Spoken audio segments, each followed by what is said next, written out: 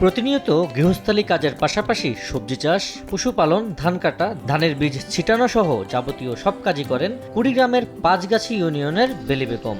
১.৫ যুগেরও বেশি সময় ধরে কৃষি নির্ভর এসব কাজ করছেন তিনি।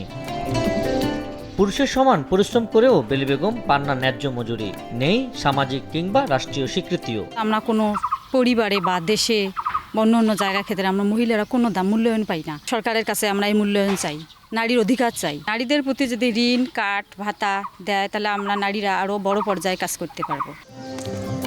কুড়িগ্রামের বিস্তীর্ণ কৃষি জমিতে প্রতিদিন সকাল থেকে সন্ধ্যা পর্যন্ত কাজ করছেন হাজারো নারী কৃষক। এর ওপর জলবায়ু পরিবর্তনের প্রভাবেও পড়ছে তাদের দুর্ভোগ। কখনো অনাবৃষ্টি, আবার কখনো বন্যায় নষ্ট হচ্ছে ফসল, কিন্তু অনেকের বীমা বা বিকল্প আয়ের সুযোগ নেই। পুরুষের ধান কাটতে চাইছে, আমরা চাইছে ১২০০ টাকা।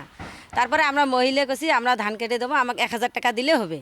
তারপরে আমরা ধান টান কাটি বাড়িতে নিয়ে যা দিছি, পরে আমাকে ১৫০ টাকা দিছে। সরকার থেকে আমাদেরকে বীজ দেখ, আমরা এই দিয়ে ফলনটা আরো বেশি করতে পারি, কিন্তু আমরা তো পাই না। কৃষি অফিস থেকে ট্রেনিং দিত, সবকিছু শিখে ফসলটা ভালো করতাম। না দিলে কেমনে করি করব। নারীরা শুধু কৃষকই নন, তারা ভবিষ্যতের খাদ্য নিরাপত্তার অন্যতম ভিত্তি।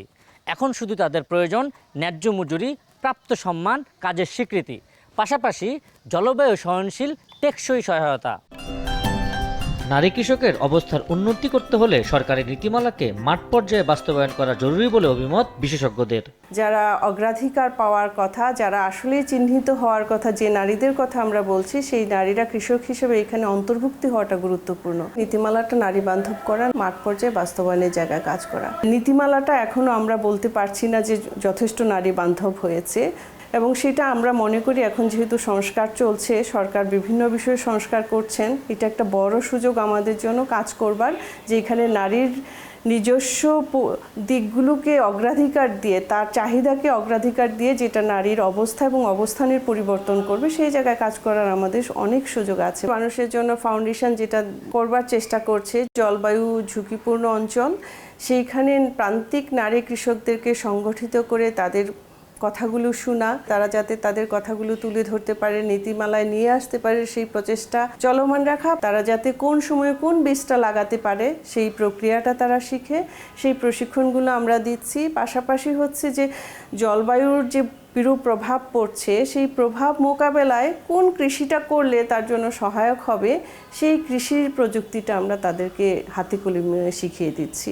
গভর্নমেন্টের যারা দায়িত্বপ্রাপ্ত আছেন, আমাদের নারী কৃষকদেরকে এগিয়ে আনতে হবে, তাদেরকে সুযোগ সৃষ্টি করতে হবে। বিভিন্ন কৃষি কার্ড বা অন্যান্য ক্ষেত্রে নারীদেরকে অন্তর্ভুক্তি করতে হবে। মাটি, সার, বীজ, বিভিন্ন ধরনের ইনপুটগুলোর জন্য কমিউনিটি ভিত্তিক জলবায়ু সহনশীল নারীর ক্ষমতায়ন প্রকল্প থেকে এই সাপোর্টগুলো দিয়ে থাকি। কৃষিখাত বিশেষজ্ঞদের মতে নারী কৃষকের সমস্যা সমাধানে সবচেয়ে জরুরি তাদের সেন্ট্রাল ডেটাবেস তৈরি করা। সেন্ট্রাল ডেটাবেসটা আমরা যদি এনশিওর করতে পারি, তাহলে আমাদের যে কৃষিখাতে কৃষকরা যে চ্যালেঞ্জের মোকাবেলাগুলি করতেছেন, সেই চ্যালেঞ্জগুলো আমাদের জন্য মোকাবেলা করা কিন্তু সহজ হয়ে যাবে। আমাদের খাদ্য নিরাপত্তা কিন্তু ততই কিন্তু শক্তিশালী হবে এবং স্বয়ংসম্পূর্ণ হবে। জলবায়ু পরিবর্তনের কারণে আমার এখন আপনার ফ্লাডের ইন্টেন্সিটি কিন্তু বেড়ে গেছে। আপনি আপনার যদি বলেন যে হিট ওয়েভের পরিমাণ বেড়ে গেছে, আলটিমেটলি ফসলের কিন্তু ক্ষতি হয়। তো এখন এই সকল সমস্যাগুলাকে যদি আপনার সমাধান করেই তো আপনার উৎপাদনটাকে নিশ্চিত করতে হবে, খাদ্য নিরাপত্তা নিশ্চিত করতে হবে। এই জন্য আমাদেরকে নারীদেরকে, যেহেতু তাদের কন্ট্রিবিউশন কৃষিখাতে এখন অনেক বেশি, তাদের যে চ্যালেঞ্জগুলো তারা ফেস করতেছে, এই চ্যালেঞ্জগুলো মোকাবেলায় সরকারের যে পলিসি আছে, সেই পলিসির ইমপ্লিমেন্টেশন খুব জরুরি। এদিকে স্থানীয় কৃষি সম্প্রসারণ অধিদপ্তর বলছে, স্মার্ট কৃষি কার্ডের আওতায় জমির মালিক না হলেও কৃষিতে বর্গা দেয়া নারীদের আর্থিক সহায়তার পাশাপাশি জিডিপিতে তাদের অবদান অন্তর্ভুক্তির উদ্যোগ নিয়েছে সরকার। কৃষি কার্ড আমরা শুধু জমির মালিককে আমরা তৎকালীন সময়ে প্রদান করা হয়নি, মালিক, বর্গা চাষি সকলকে এটা প্রদান করা হয়েছিল। স্মার্ট কৃষি কার্ডটা আরও স্মার্ট হবে এবং এখানে আরও স্পেসিফিক হবে এবং আরও এই সেবার যে পরিসর বা স্কোপ আরও বৃদ্ধি পাবে। জিডিপিতে তাদের অবদানটা নির্দিষ্টকরণ দরকার, তাহলে আরও উৎসাহিত হবে তারা। কৃষি প্রধান বাংলাদেশে নারী কৃষকদের নিয়ে এখনই যথাযথ কর্মপরিকল্পনার পরামর্শ সংশ্লিষ্টদের। আবু সাইদ নিশান, সময় সংবাদ, কুড়িগ্রাম।